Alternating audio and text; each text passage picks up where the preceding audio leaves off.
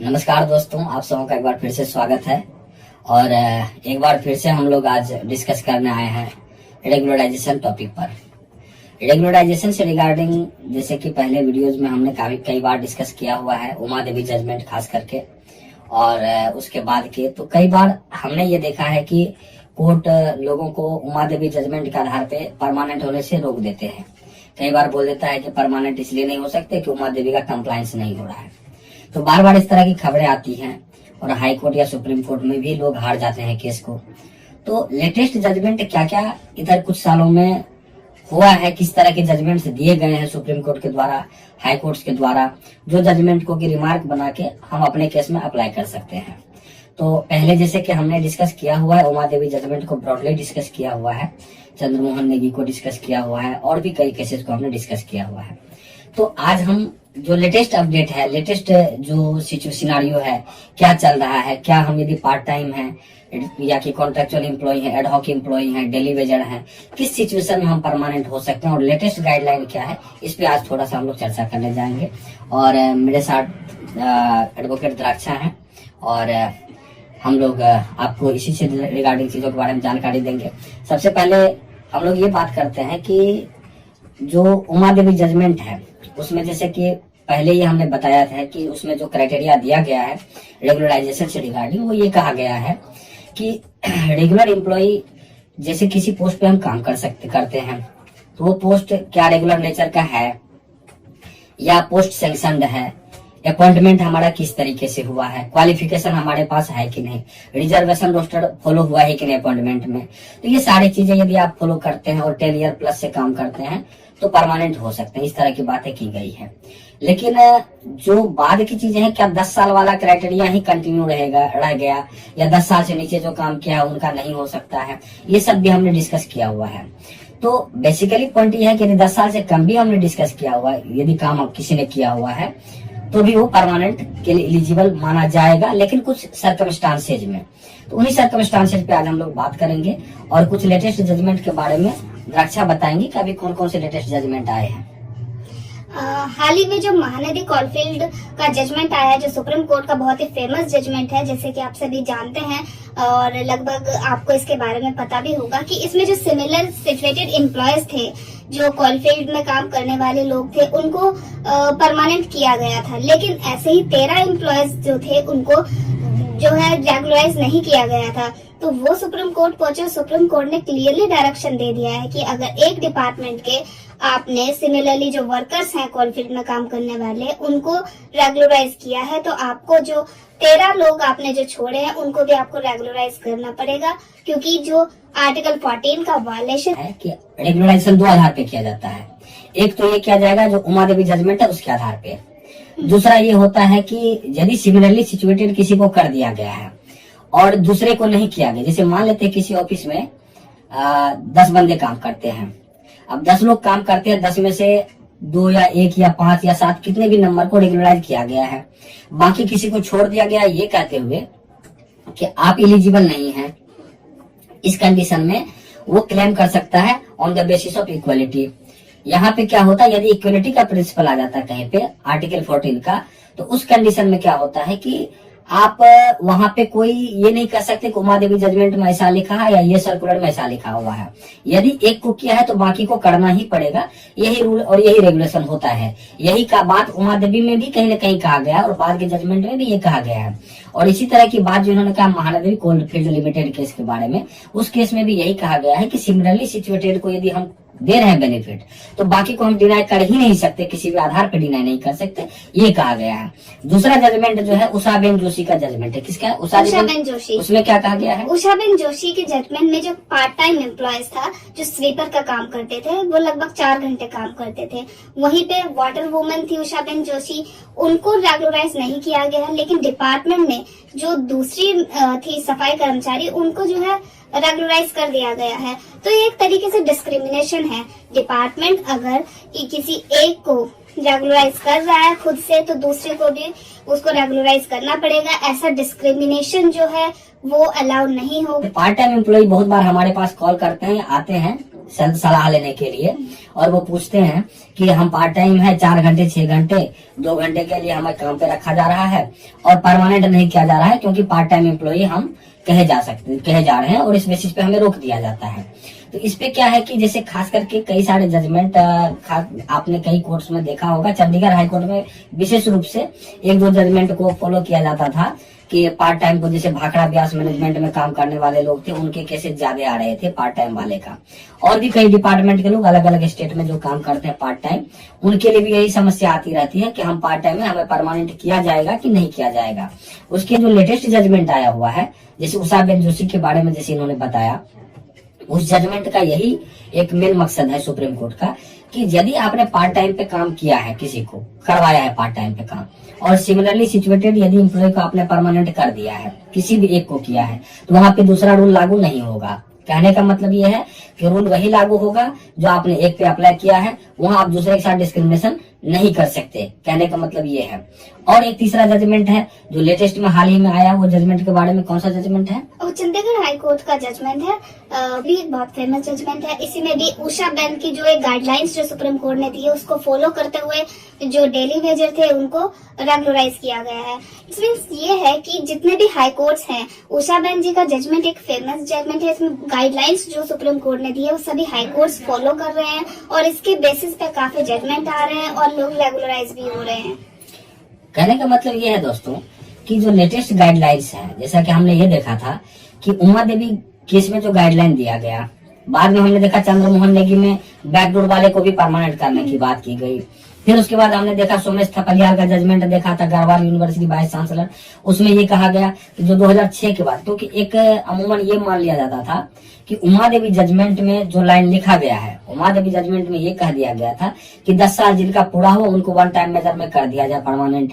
लेकिन परेशानी वहां पे ये आई कि क्या 2006 तक जिनका 10 साल हुआ केवल उन्हीं को परमानेंट किया जाए।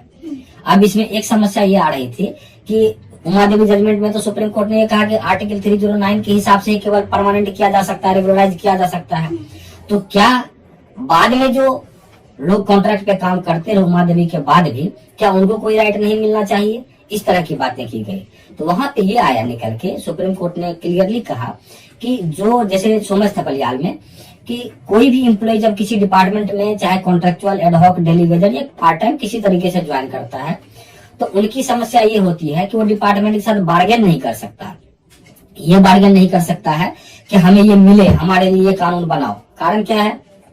एक पार्टी सुपीरियर में है, एक पार्टी इंफीरियर पोजीशन पे है। तो वहां पे आप उस चीज को ये नहीं कर सकते, डिपार्टमेंट को आप फोर्स नहीं कर सकते। तो क्या हमारे कोई राइट ही नहीं होंगे? बिल्कुल राइट है। तो कहने का मतलब ये है कि जो बाद में अपॉइंट हुए हैं उमा देवी के बाद में, उन्हें भी अधिकार है। 2006 के बाद भी अपॉइंटमेंट हुआ है जिनका, और यदि प्रॉपर प्रोसीजर के थ्रू हुआ है तो जो प्रॉपर प्रोसीजर होता है उनको इरेगुलर माना जाता है कॉन्ट्रेक्चुअल पे।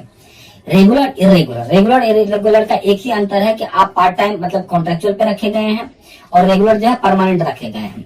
लेकिन यदि आप इरेगुलरली एम्प्लॉय की तरह पे लंबे समय काम करते हैं और आपका अपॉइंटमेंट सबस्टेंटिव अपॉइंटमेंट माना गया है, तो उसको सबस्टेंटिव वर्ड यूज इसलिए किया जाता है कि प्रॉपर प्रोसीजर से जो अपॉइंटमेंट होता है आपका माना गया है, तो आप उसको डिनाय, आपके लिए ये नहीं हो सकता कि दूसरा रूल होगा, आप भी परमानेंट हो सकते हैं। परमानेंट के नेचर के पोस्ट के अगेंस्ट आप यदि similar work and responsibility bear करते हैं और प्रॉपर क्वालिफिकेशन उस पोस्ट के अकॉर्डिंग रखते हैं जब आपका अपॉइंटमेंट हुआ था। तो कहने का मतलब मेरा ये है कि यदि आप कॉन्ट्रेक्चुअल एम्प्लॉई हैं, कॉन्ट्रेक्चुअल का मतलब ये हो गया कि किसी भी तरीके के आप चाहे डेली वेजर हैं, एडहॉक पे है, पार्ट टाइम है, या कि डायरेक्ट कॉन्ट्रेक्चुअल है, थ्रू आउटसोर्स एजेंसी है, किसी भी कंडीशन में आप काम करते हैं, तो आपको इन चीजों का ध्यान रखना है कि यदि आपको रेगुलर होने के लिए आप एलिजिबल हैं कि नहीं, तो सारे टर्म कंडीशन को देखने हैं। पहले कोई रेगुलराइज हुआ कि नहीं, ये देखने की जरूरत है। और जो जजमेंट्स दिए गए हैं सुप्रीम कोर्ट के, चाहे उमा देवी के जजमेंट हो या बाद के जजमेंट्स हो, Uma Devi judgment, Chandramohan Negi judgment, Somesh Thapliyal judgment, Narendra Tiwari judgment, या जितने भी जजमेंट आज हमने अभी आपको बताए हैं सारे जजमेंट, उसके अलावा डीओपीटी के कुछ सर्कुलर्स भी हैं जो निकाला गया है सर्कुलर डीओपीटी का। वो सर्कुलर इस आधार पे है कि किस आधार पे हम किसको रेगुलर कर सकते हैं, वो सर्कुलर भी देखने की जरूरत है। कुछ राज्यों में पॉलिसीज भी बनाई गई है अभी आपने देखा कि हरियाणा में पॉलिसी नई नई बनाई गई जॉब सिक्योरिटी पॉलिसी। तो जॉब सिक्योरिटी पॉलिसी के लिए जहां तक ये है कि हमने काफी लंबी लड़ाई लड़ी थी उसमें, और चंडीगढ़ हाईकोर्ट में जब बहस हो रही थी तो उस दौरान जज साहब ने ये कहा था कि कोई पॉलिसी ऐसी हो कि लोगों को जॉब सिक्योरिटी मिले। वहां की एक समस्या ये थी कि एक योगेश त्यागी का जजमेंट सुप्रीम कोर्ट में पेंडिंग है, जो कि 2014 के जो रेगुलराइजेशन का पॉलिसी था उसको उसमें चैलेंज किया गया था। लेकिन लास्ट में हम लोगों के मेहनत से, प्रयास से फाइनली सरकार ने एक तरीके का ये पॉलिसी बना दिया, और कई स्टेट में और भी, उड़ीसा में भी बनाया गया और अदर स्टेट्स में भी बनाया गया है। तो और भी जो स्टेट है उनको बनाने चाहिए पॉलिसी, लेकिन सरकारें जो है वो जानबूझ के टाल मटोली करते रहते हैं और कॉन्ट्रैक्ट पे अपॉइंट करके कम पैसे में काम चलाने का प्रयास करता है। तो हमें पता है कि कॉन्ट्रेक्चुअल एम्प्लॉय यदि कोई है, कहीं काम करता है, तो उनको इक्वल पे का भी राइट मिलना चाहिए। उनको जो सारे पेज एंड अलाउंसेज होते हैं वो भी मिलने चाहिए। उसके अलावा जो वैकेशंस होते हैं जो रेगुलर एम्प्लॉइज को दिए जाते हैं वो भी उनको मिलने चाहिए। रेगुलर एम्प्लॉय की तरह जब आप हमसे काम करवा रहे हैं तो सिमिलर पे स्केल, सिमिलर बेनिफिट, सिमिलर सारी चीजें होनी चाहिए। कई बार क्या होता है कि कॉन्ट्रेक्चुअल एम्प्लॉय को जरूरत से ज्यादा काम दे दिया जाता है, उनकी छुट्टियां रद्द कर दी जाती हैं और उनको कानून का पता नहीं होता, इसलिए डर के मारे वो काम करते रहते हैं। लेकिन आपको डरने की जरूरत नहीं है। आपको कोई डिपार्टमेंट ऐसे बेगाहे बेजाहे आपको हटा नहीं सकता कि जब मन हुआ हटा दिया, कुछ भी कर दिया। आपको हटाने से पहले भी प्रोसीजर होता है, नोटिस करना। जैसे एक जजमेंट सुप्रीम कोर्ट का आया कि भाई बिना नोटिस दिए आप किसी को निकाल नहीं सकते, चाहे कॉन्ट्रेक्चुअल एम्प्लॉइज क्यों ना हो। उसके अलावा भी पेंशन से रिलेटेड भी हमारे राइट्स होते हैं कि चाहे यदि हम कॉन्ट्रेक्चुअल पीरियड में काम कर चुके हैं, बाद में हम रेगुलराइज हुए, तो हमें कैसे पेंशन मिलना चाहिए। यदि हम काम कर रहे हैं तो कितने दिन बाद हम परमानेंट के लिए क्लेम कर सकते हैं, लोग बार बार पूछते रहते हैं। तो आप यदि आपके एक्सटेंशन टर्म को बार बार बढ़ाया जा रहा है तो आप एलिजिबल है रेगुलराइजेशन क्लेम करने के लिए। क्लेम करने के लिए जो प्रोसीजर है उसमें सबसे पहले हमें डिपार्टमेंट से बात करना पड़ता है, पूछना पड़ता है। उसके बाद जब हम पूछते हैं डिपार्टमेंट से तो डिपार्टमेंट वाला कई बार ओरली पूछते हैं, कई बार रिटर्न में रिप्रेजेंटेशन देते हैं। ये सब प्रोसीजर है। जब हमको लगता है कि डिपार्टमेंट नहीं करेगा या हमें डर लगता है कि हम करेंगे तो ये हमें निकाल ना दे, तब हम कोर्ट का प्रोटेक्शन लेते हैं कि भाई हम तो दे तो रहे हैं, हम तो क्लेम करते हैं रेगुलराइजेशन का, लेकिन हमें हटा ना दिया जाए, इस आधार पे हम काम करते हैं। तो ये सारी चीजें हैं जिसके आधार पे कि हम क्लेम करते हैं रेगुलराइजेशन के लिए। और भी आप लोग कोई क्वेरी हो तो आप लोग लिखित में हमें कमेंट डाल सकते हैं, या फिर जो हमने कांटेक्ट नंबर दिया उस पे आप संपर्क भी कर सकते हैं हमसे। संपर्क करना हो तो आप मैसेज पहले डाल दें, फिर हम आपको जब फ्री टाइम होगा जरूर आपको उस पर रिप्लाई देंगे। यही सब चीजें हैं। इसी के आधार पे आज हमने बातों को हम खत्म करना चाहेंगे। द्राक्षा कुछ कहना चाहेंगे एडवोकेट द्राक्षा, तो बताएंगे। कई लोगों को एक बार ये डर होता है कि अगर हम कोर्ट की प्रोसीडिंग को फॉलो करते हैं या कोर्ट में जाते हैं तो डिपार्टमेंट हमें निकाल देगा। तो इस डर की वजह से जो है लोग आगे प्रोसीड नहीं कर पाते, या डिपार्टमेंट जितना उनको कम पे में उनसे काम करवा रहा है या उनको हरास कर रहा है वो उसको सह लेते हैं कि अगर हम कोर्ट जाते हैं और कोई भी लीगल प्रोसीडिंग उनके अगेंस्ट करते हैं तो वो उनको निकाल देंगे। लेकिन ऐसा नहीं होता है। उसके लिए भी कंडीशंस होती हैं कि अगर आप कोर्ट जाते हैं, इंटरिम रिलीफ का जो एक प्रोटेक्शन कोर्ट से मिलता है, जो हमें फर्स्ट शेयरिंग पे मिलता है। इंटरिम रिलीफ में ये होता है कि डिपार्टमेंट जब तक केस जो है आपका पेंडिंग है, till the pendency of the case, department आपको नहीं निकाल सकता है। तो अगर आपको इंटरिम स्टेटस आपको मिल जाता है, स्टे आपको मिल जाता है, तो डिपार्टमेंट आपको नहीं निकाल सकता है। तो इस बात से आपको घबराने की जरूरत नहीं है कि अगर आप कोई भी लीगल प्रोसीडिंग करते हैं तो डिपार्टमेंट आपको निकाल देगा। वो प्रोटेक्शन जो है आपको मिलेगी। तो कहने का मतलब ये है कि हमें स्टेटस को के लिए प्रयास करना होता है पहली तारीख में ही। जब भी हम कोर्ट में केस लगाते हैं रेगुलराइजेशन के लिए और हम कॉन्ट्रेक्चुअल एम्प्लॉय हैं, तो हमें ये देखना होता है कोर्ट से क्या ना होता है और लेना होता है इंटरिम स्टे कि जब तक केस पेंडिंग हो हमें हटाया नहीं जाए, ताकि हम सुरक्षित रहे, तभी हम केस लड़ पाएंगे। लेकिन वो निकाल देगा तो फिर टर्मिनेशन का इशू पहले आ जाएगा। तो यही चीजें हैं दोस्तों। और कुल मिला के आप लोग जुड़े रहिए और कोई भी तरह की क्वेरी हो तो जरूर हमसे संपर्क करें। धन्यवाद। मिलते हैं नेक्स्ट वीडियो में नए कानून की जानकारी के साथ। Thank you so much.